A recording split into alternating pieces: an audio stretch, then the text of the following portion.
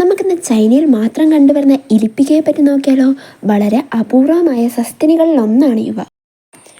അതുപോലെ എൻ്റെ ചാനലിൽ മുൻപത്തെ പോലെ വ്യൂസോ സബ്സ്ക്രൈബേഴ്സോ ഒന്നും കൂടുന്നില്ല. ഓൾറെഡി സബ്സ്ക്രൈബ് ചെയ്തവരാണെങ്കിൽ ഷെയർ ചെയ്തൊന്ന് സപ്പോർട്ട് ചെയ്യുക. പിന്നെ പുതുതായിട്ട് വീഡിയോ കാണുന്നവരാണെങ്കിൽ ലൈക്കും സബ്സ്ക്രൈബൊക്കെ ഒന്ന് ചെയ്യണേ. ഇലിപ്പിക ചൈനയിലെ തിയാൻഷാൻ മലനിരകളിൽ മാത്രം കാണപ്പെടുന്ന അത്യപൂർവമായ ചെറിയൊരു സസ്തനിയാണ്. അതിൻ്റെ രൂപം മുയലിനെ പോലെ തോന്നുന്നതിനാൽ പലർക്കും അത് മുയലാണെന്ന് തെറ്റിദ്ധാരണയുണ്ട്. എന്നാൽ ഇലിപ്പിക ലെഗോമോർഫ ഓർഡറിൽ പെട്ടിരുന്നാലും മുയലല്ല, ഒക്കോട്ടോണ ജനസിൽപ്പെട്ട ജീവിയാണ്.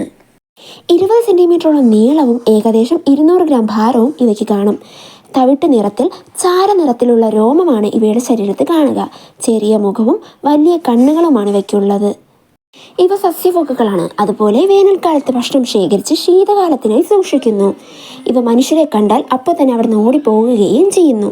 പകൽ സമയത്താണ് ഇവ കൂടുതലും സജീവം. ഇവയെ IUCN റെഡ് ലിസ്റ്റിൽ ഉൾപ്പെടുത്തിയിട്ടുണ്ട്. ലോകത്ത് 100-ലധികം മാത്രം ജീവികളാണ് ഇനി ബാക്കി അവശേഷിക്കുന്നതെന്ന് പറയപ്പെടുന്നു. കാലാവസ്ഥ വ്യതിയാനവും ആവാസ വ്യവസ്ഥയുടെ നാശവും കാരണമായിരിക്കാം ഇവയ്ക്ക് വംശനാശം ഉണ്ടായത്.